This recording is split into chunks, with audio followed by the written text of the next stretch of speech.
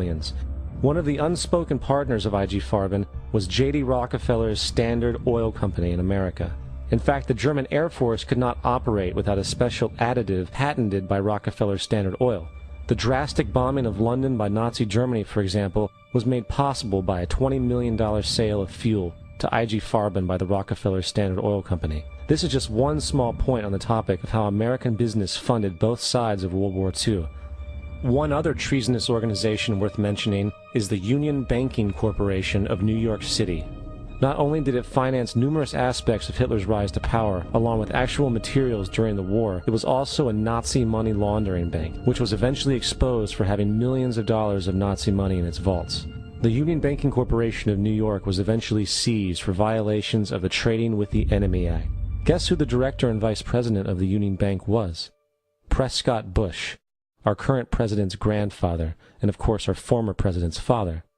Keep that in mind when considering the moral and political dispositions of the Bush family. Vietnam. The United States' official declaration of war on North Vietnam in 1964 came after an alleged incident involving 2 U.S. destroyers being attacked by North Vietnamese PT boats in the Gulf of Tonkin. This was known as the Gulf of Tonkin Incident. This single situation was the catalytic pretext for massive troop deployment and full-fledged warfare. One problem, however: the attack on the U.S. destroyers by Vietnamese PT boats never happened. It was a completely staged event to have an excuse to enter the war. Former Secretary of Defense Robert McNamara stated years later that the Gulf of Tonkin incident was a mistake, while many other insiders and officers have come forward, relaying that it was a contrived farce, a complete lie. Once in the war, it was business as usual. In October 1966, President Lyndon Johnson lifted trading restrictions on the Soviet bloc, knowing full well that the Soviets were providing upwards of 80% of North Vietnam's war supplies. Consequently, Rockefeller interests financed factories in the Soviet Union, which the Soviets used to manufacture military equipment and send it to North Vietnam. However, the funding of both sides of this conflict was only one side of the coin. In 1985, Vietnam's rules of engagement were declassified. This detailed what American troops were and were not allowed to do in the war. It included absurdities like North Vietnamese anti-aircraft missile systems could not be bombed until they were known to be fully operational. No enemy could be pursued once they crossed the border of Laos or Cambodia. And most revealing of all, the most critical strategic targets were not allowed to be attacked unless initiated by high military officials. Apart from these imposed ludicrous limitations, North Vietnam was informed of these restrictions and therefore could base entire strategies around the limitations of the American forces. This is why the war went on so long. And the bottom line is this: the Vietnam War was never meant to be won, just sustained.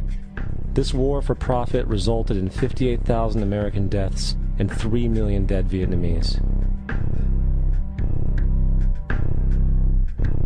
So, where are we now?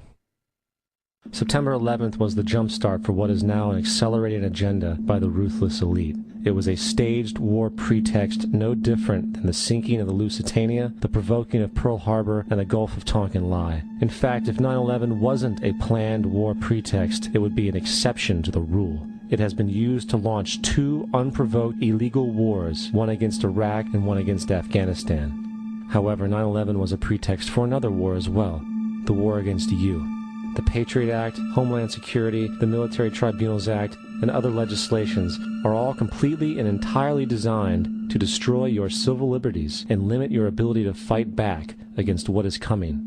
Currently in the United States, unannounced to most brainwashed Americans, your home can be searched without a warrant, without you being home. You can in turn be arrested with no charges revealed to you, detained indefinitely with no access to a lawyer, and legally tortured, all under the suspicion that you might be a terrorist.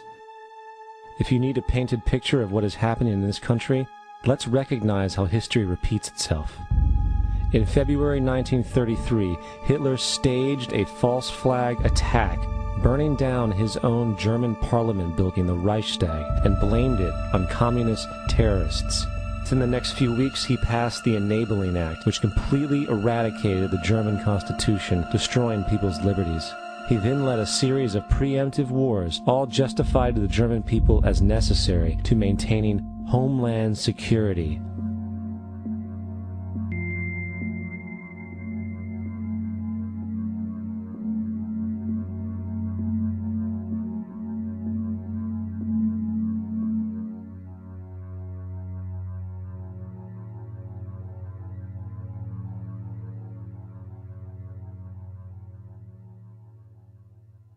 Am Schicksal des Kommunismus und der sich mit ihm verbrüdernden anderen Organisationen ändert dies nichts.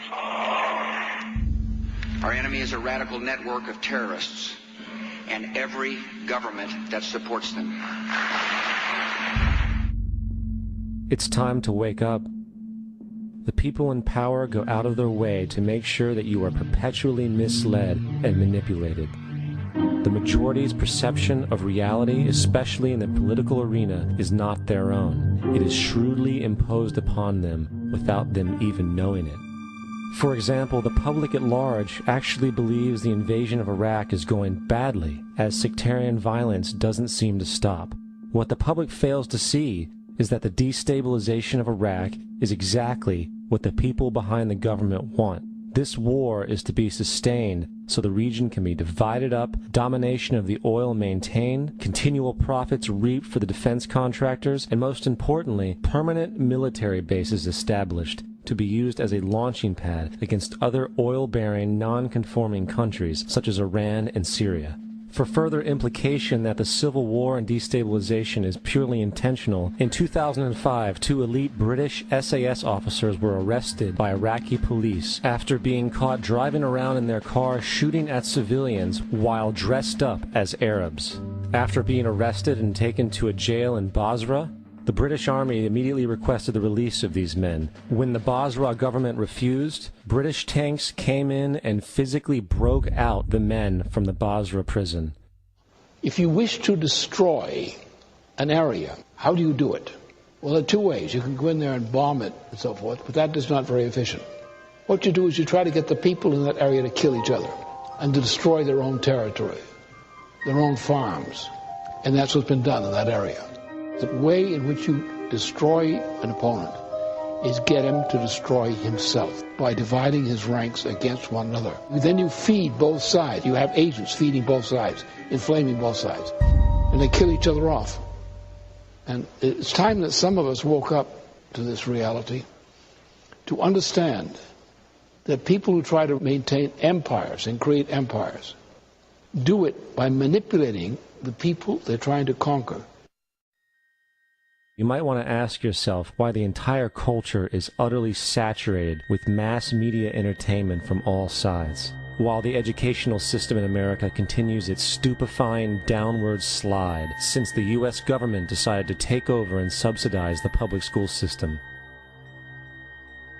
What your government pays for, it gets. When we understand that, then we look at government-financed institutions of education and see the kind of students and the kind of education that's being turned out by these government-financed schools. Logic will tell you that if what is being turned out in those schools was not in accord with what the state and the federal government wanted, then it would change it. The bottom line is that the government is getting what they have ordered. They do not want your children to be educated. They do not want you to think too much.